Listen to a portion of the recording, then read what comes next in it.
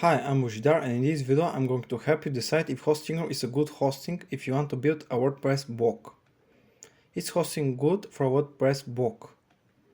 Because of the customized speed cache for WordPress plugin, affordable price, and very easy to use custom interface, Hostinger is a really good choice for a WordPress blog. You can have your WordPress blog up and running in under 30 minutes. I have tried plenty of different hosting options, and so far I'm pretty happy with the one of my WordPress blogs, which is hosted on a Hostinger hosting plan. With them I managed to get 3 seconds of loading time. Even if Hostinger doesn't have the highest speed, best characteristics and fastest customer service, their features are enough to build a basic and functional WordPress blog.